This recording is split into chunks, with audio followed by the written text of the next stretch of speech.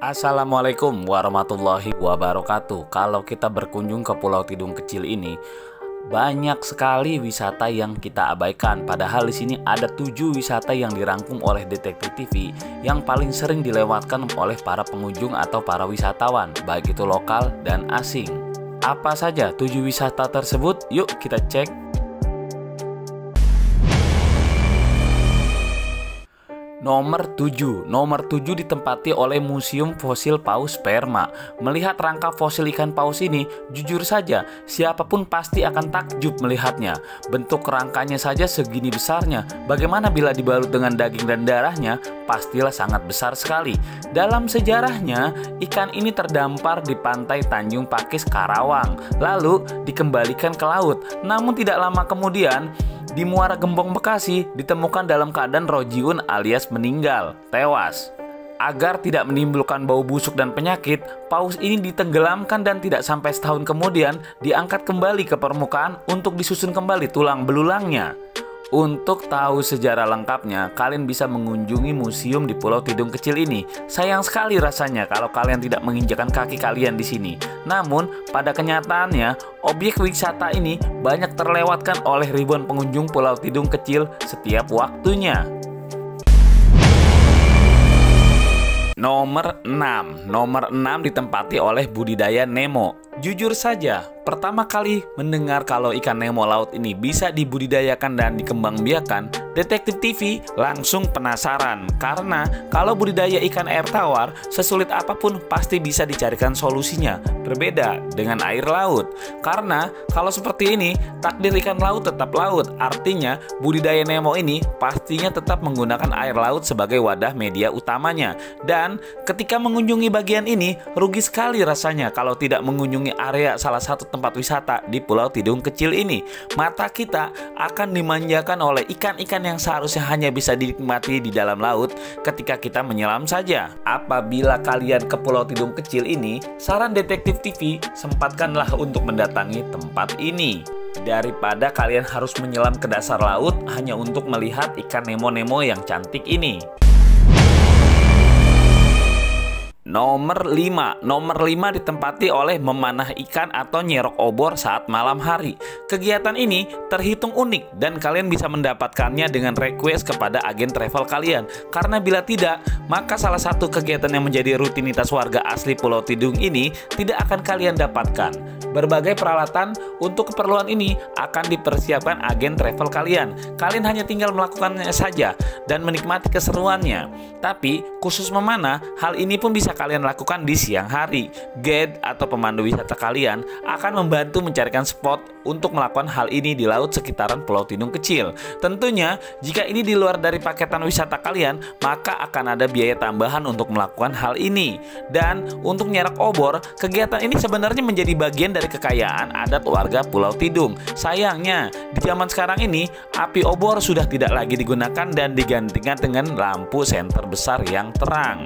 Serunya, menyeroki atau menembak panah ikan saat malam adalah hal yang sangat membangkitkan gelora-gelora jiwa petualang kalian. Tapi, seperti yang sudah-sudah, bila kalian enggan malam-malam masuk ke dalam air laut yang dingin, kalian bisa menjadi penonton saja di tepian. Kapan lagi kalian bisa dengan indah dan mudahnya menyeroki ikan dengan bantuan lampu penerang obor di liburan kalian? Apalagi ini adalah salah satu kegiatan yang bisa kalian nikmati, namun jarang didapatkan oleh para wisatawan yang tidak tahu hal ini.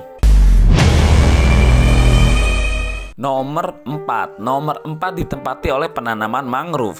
Biasanya proses penanaman ini dilakukan oleh kelompok orang dari perusahaan atau kelompok-kelompok organisasi pecinta alam saja. Namun belakangan ini perorangan pun bisa melakukannya. Kalian hanya perlu membeli bibit pohon ini yang memang sudah disiapkan dengan harga yang sangat terjangkau sekali, yaitu Rp5.000. Jika kalian ikut travel dan memang profesional, biasanya kalian akan mendapatkan foto tumbuh kembang pohon tersebut tahun kemudian atas nama kalian. Mungkin dengan cara mengirimkan gambar atau pesan WhatsApp ke kalian, ini loh pohon yang kamu tanam dengan atas nama kamu sudah sebesar ini sekarang, atau bla bla bla bla lainnya. Intinya, hal ini sayang sekali kalau kalian lewatkan begitu saja. Setidaknya tinggalkanlah jejak yang baik di kehidupan ini di pulau ini. Untuk pohon seharga 5.000 perak saja sayang bila tidak turut andil di sini. Nomor 3 ditempati oleh Lagon Tidung. Untuk wilayah ini memang tidak semua orang bisa menikmatinya, hanya orang yang mempunyai uang besar saja, karena ini sudah menjadi milik swasta. Padahal area ini memiliki nuansa yang sangat eksotik, alami, dan menyenangkan. Bayangkan saja, kalian bisa mendapatkan homestay yang nyaman, toilet yang bersih, dan kalian bebas renang atau ngopi-ngopi di kafe kapanpun tanpa harus kemana-mana. Di bawah terik sinar matahari pantai, kalian bisa sesukanya menikmati kehidupan di tepi laut. Tapi ya gitu, sepanjang pemantauan detektif TV, wilayah ini tidak murah karena memang terkesan area privat. Padahal wilayah ini tepat berada di depan area yang berhadapan langsung dengan jembatan cinta. Tapi bila kalian memang memiliki uang lebih atau mau liburan santai, tidak ada ruginya singgah di sini. Dijamin surga Laut Tidung akan menjadi bagian dari liburan kalian. Yuk dicoba yuk. Nomor 2 ditempati oleh konservasi penyu. Berkunjung ke konservasi penyu milik Lembaga Pertanian Kelautan dan Ketahanan Pangan Kepulauan Seribu di sini, kalian dapat melihat lucunya ratusan ekor anak penyu dan belasan ekor penyu besar-besar yang berada di bak plastik berwarna biru. Ide untuk mengurus penyu awalnya adalah ketika warga melihat penyu atau telur penyu di pantai.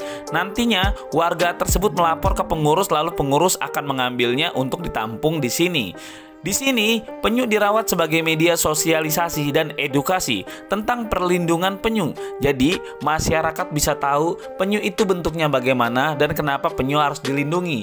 Biasanya, tempat ini adalah menjadi tujuan utama selain rangka paus yang berbentuk seperti dinosaurus untuk anak-anak yang sedang melakukan studi tour. Nomor 1 ditempati oleh camping tenda. Nah, ini adalah suasana yang seru dari semua wisata lainnya. Sayangnya, detektif TV modalnya cuma HP yang segini-gininya, kemampuan ngerekamnya jadi rada butek-butek gelap. Tapi setidaknya kalian tahu bahwa camping bisa kalian nikmati di Pulau Tidung kecil ini. Sama seperti camping di puncak gunung.